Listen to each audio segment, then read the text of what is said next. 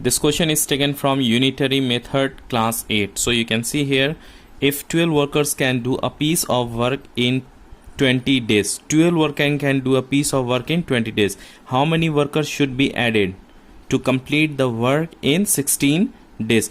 12 workers are already there. How many worker is added? So we have to let x, number of added worker be x. So we have to write here, let number of added workers be x. Now okay, so write in the form of table. So here workers and here what? Work. So we have to write here workers and here work. Okay, look at here properly.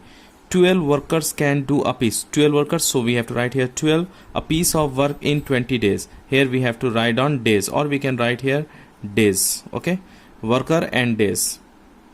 After that, how many workers should be added? How many worker added? Here we let here x, so we have to write here 12 plus x. Suppose x worker is added, 12 worker already there and x worker is added there, so we have to add. Okay, up to here. And question is there, complete the work in 16 days, so we have to write 16 here. When the number of worker will increase, it takes less days, so they are in direct proportion. When more workers, it takes less day. When less worker, it takes more days, so they are in opposite direction. So we have to write here the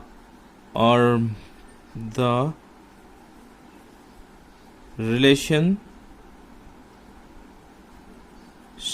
of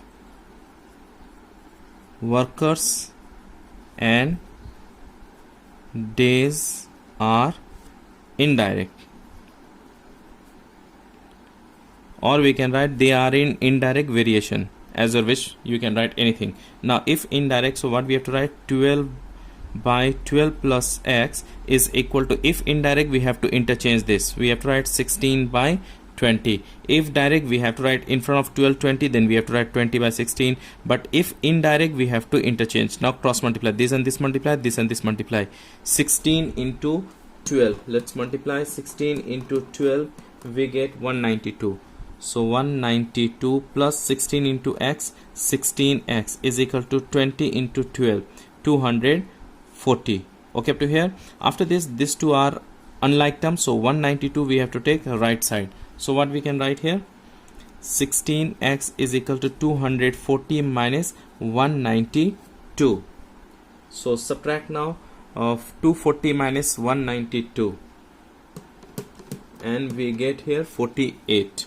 So 16x is equal to 48, x is equal to 48 by 16. Therefore the value of x is equal to, when you divide, we get here 3.